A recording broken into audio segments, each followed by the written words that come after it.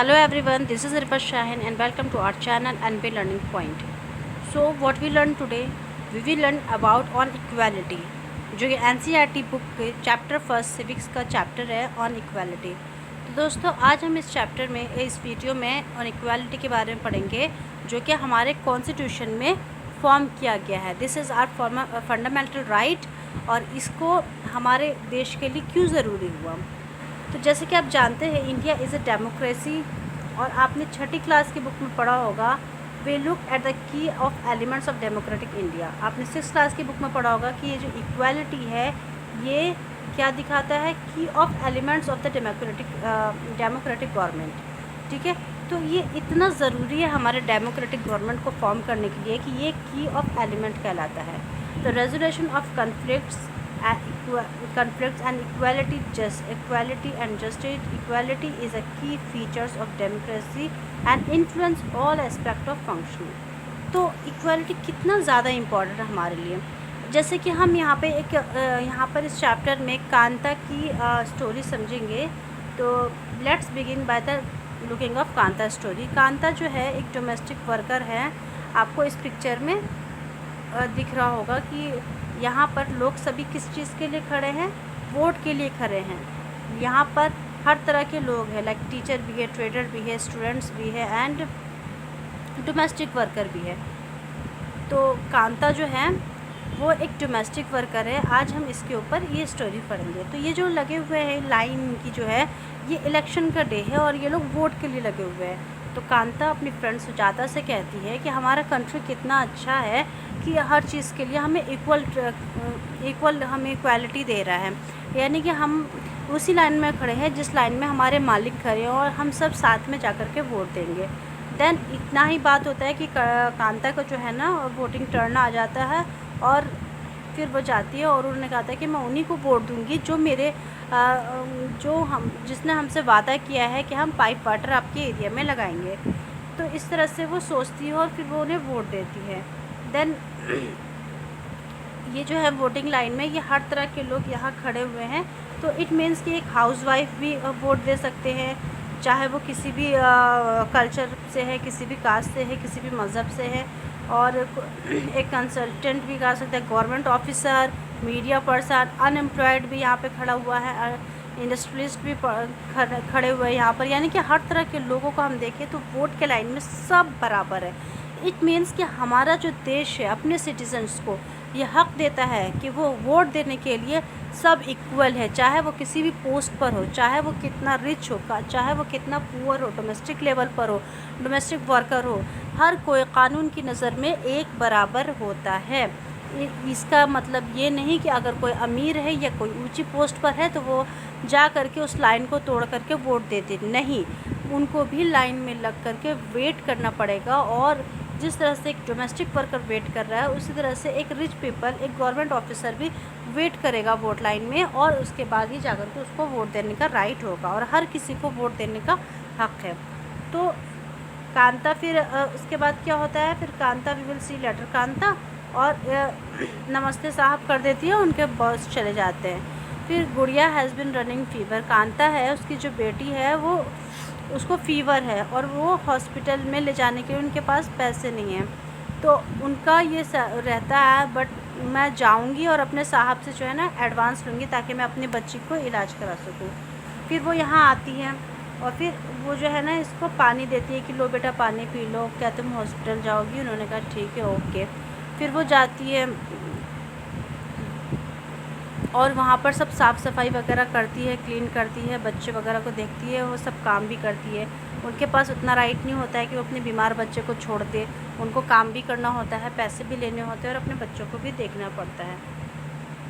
फिर वो हर जगह काम भी कर रही है, क्योंकि उनको पैसे चाहिए, पैसों की दिक्कत है। लेकिन उन्होंने क्या सोचा कि एक लॉ जो होगा, एक कॉन्स्टिट्यूशन जो होगा वो इक्वल राइट हर चीज़ में हमको दे सकता है, वोट देने में दे सकता है, बट सोशल लेवल पे अगर बात करें, अपने समाज के ऊपर बात करें तो वहाँ पे अनइक्वालिटी देखी जाती है।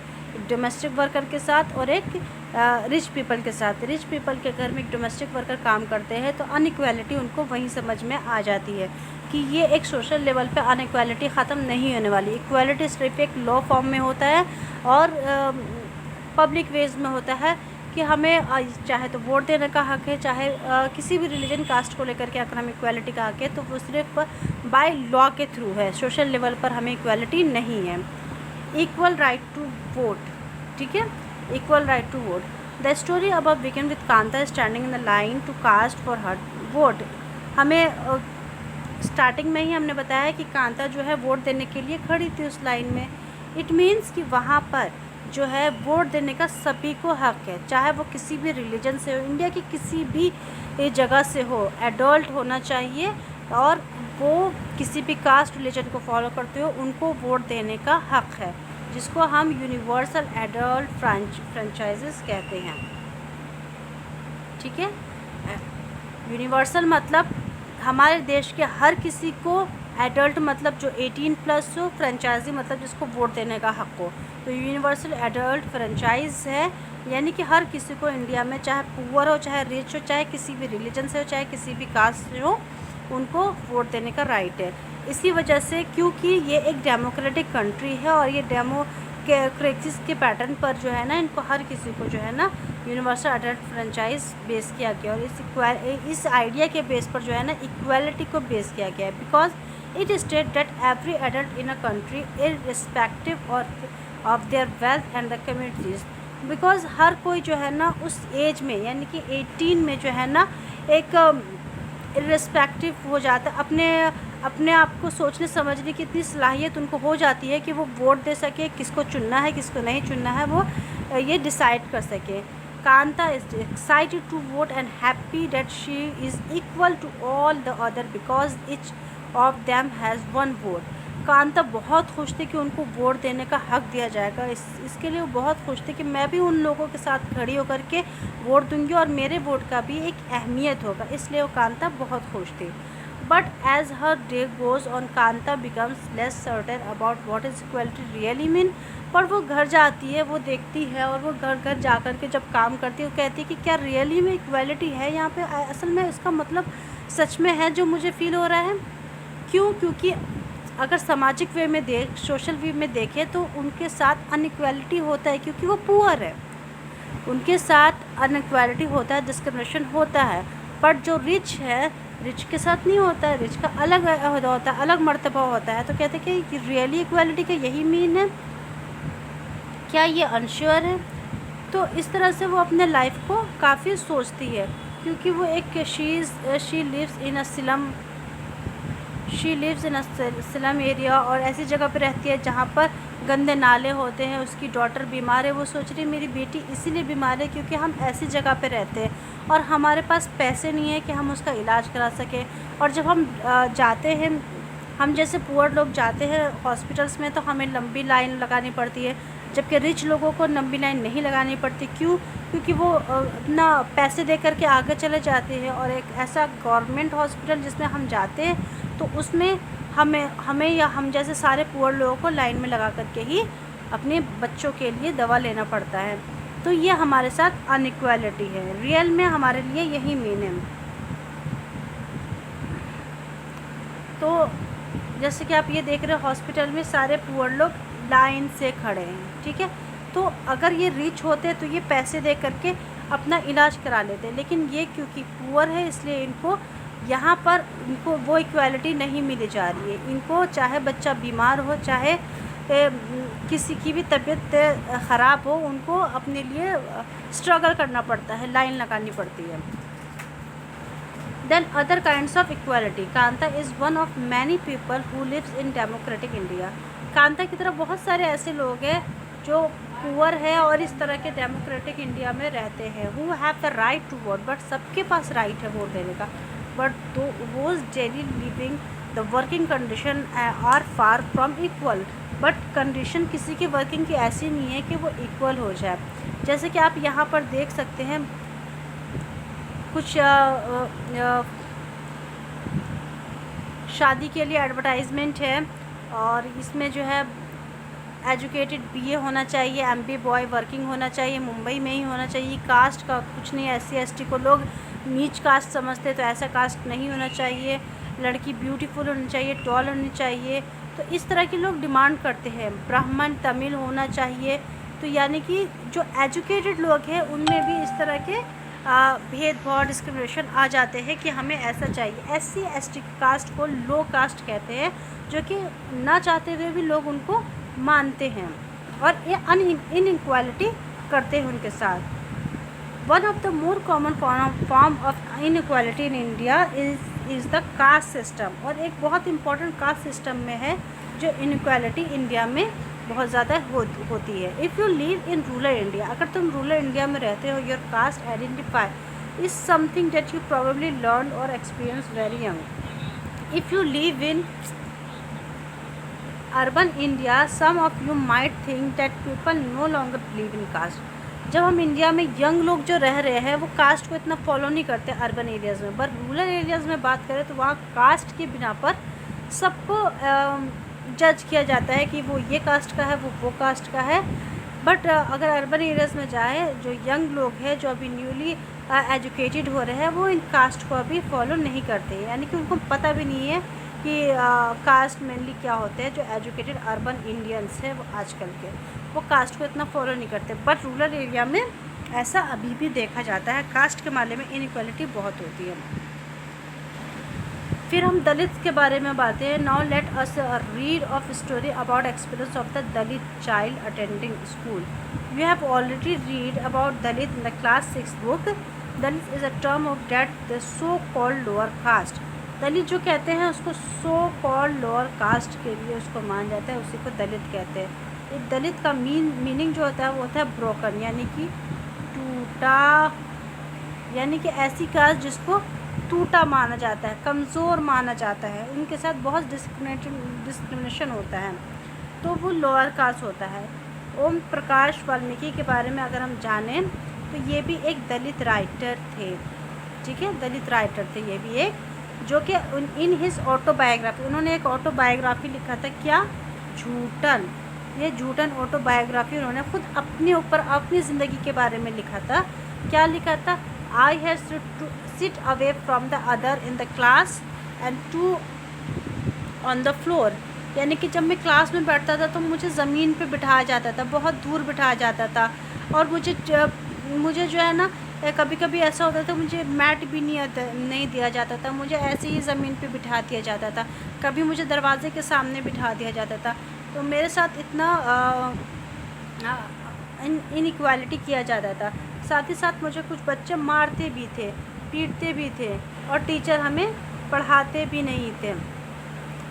कभी ऐसा होता था कि the head master asked Om Prakash to sweep the school, कभी वो मुझे स्कूल का प्लेग्राउंड भी साफ़ करने के लिए बोल देते थे। तो एक दिन क्या हुआ कि he rides the playground was way large than my small cycles. उसको जो है ना प्लेग्राउंड को साफ़ करने के लिए उसको दे दिया गया पूरे प्लेग्राउंड को। उन्होंने कहा कि मैं बहुत छोटा था और मेरा प्लेग्राउंड बहुत बड़ा था और मुझे पूरा क्लीन करने के लिए कहा गया। मेरा पूरा चेहरा डस्ट से कवर हो गया और इसी तरह से मेरा मुंह हाथ सब कवर हो जाता था डस्ट से। तो हर बच्चे पढ़ाई करते थे और मैं सफाई करता था। मेरे हेड मास्टर जो रहते थे वो रूम से मुझे देखते रहते थे और मुझे वो पानी भी नहीं पीने को दे देते और दिन भर मुझसे सफाई करवाते थे। और मैं साफ़ करता था, डोर साफ़ करता था, विंडो साफ़ करता था, स्कूल के रूम साफ़ करता था और टीचर्स मुझे देखते रहते थे। सारे बॉयज़ वहाँ के मुझे देखते रहते थे। Om Prakash was made to sweep the school and the playground for the next couple of day. हर दिन उनसे यही काम किया जाता था। And this only came to an ends when his father, but एक दिन उनके जब फादर आया तो उन्होंने उनको ये काम करते हुए देख लिया। Who happen to be passing by saw his son sweeping, उसने अपने बेटे को साफ़ करते हुए, साफ़ सफाई करते हुए देख लिया। तो उन्होंने क्या किया, उन्होंने अपने बच्चे को वहाँ से ले गए और उन्होंने कहा he comforted the teacher and then walking away from the school holding Om Prakash on. उन्होंने उनका हाथ पकड़ा और ले लिया। बोले कि he has loudly for all of them to hear, सबको सुना करके उन्होंने क्या किया, you are a teacher so I am living now, तुम एक टीचर हो इसलिए मैं छोड़ के जा रहा हूँ, बट रिमेंबर दिस मास्टर, पर याद रखना ये पढ़ेगा, he will study right here, वो यहीं पढ़ेगा इन दिस स्कूल, इसी स्कूल में, and not just him but there will be more coming after, और सभी यहीं पे पढ़ेंगे, हम जैसे सभी यहीं पे पढ़ेंगे।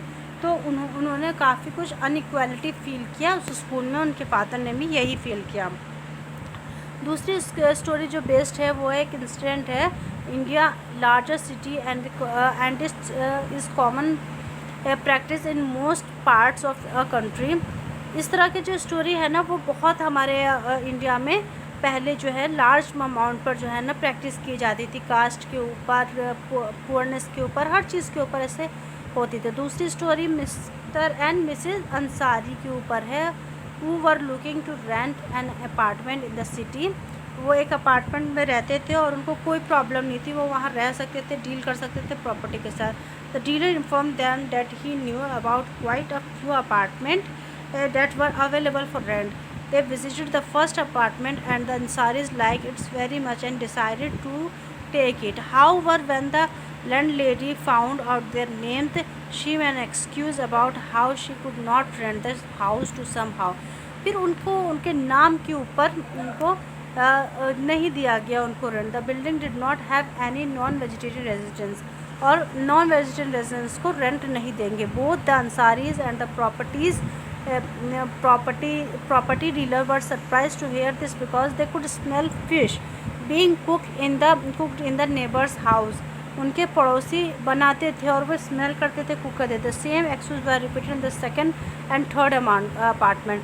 Finally, the property dealer told them that they might want to change their names and call themselves Mr. and Mrs. Kumar. फिर उन्होंने क्या किया, अपना नाम उन्होंने चेंज किया. The Ansari were reluctant to do this and decide to look some more.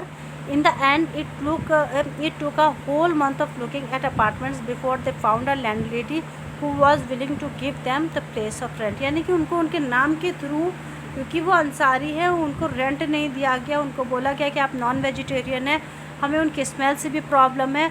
हालांकि उनके चारों और उनके जो नेबर्स थे वो नॉन वेजिटेरियन कुक भी करते थे, स्मेल भी करते थे, हर उनका नेबरहुड एज मतलब नॉन वेजिटेरियन थे. लेकिन इनको क्योंकि अंसारी कास्ट थी इसलिए उनको रेंट देने के लिए मना किया गया. लास्ट में उनको क्या सही लगा, उन्होंने अपना नाम चेंज करके मिस्टर मिसेस कुमार रख लिया. देन वो डिसाइड किए कि इन लोगों को रेंट दिया जाए वहाँ पर, और फिर उन्होंने उनके साथ रेंट दिया. यानी कि उनके कास्ट से, उनके नाम से और हर तरह की इनइक्वालिटी की वजह से लोगों को फेस करना पड़ता था. सो दोस्तों, आज की वीडियो में इतना ही हम पढ़ते हैं. आगे का चैप्टर, नेक्स्ट चैप्टर हम कंप्लीट करेंगे नेक्स्ट वीडियो में. तो इतना आपको उम्मीद करते हैं समझ में आया होगा, और इसको लाइक करिए, शेयर करिए और सब्सक्राइब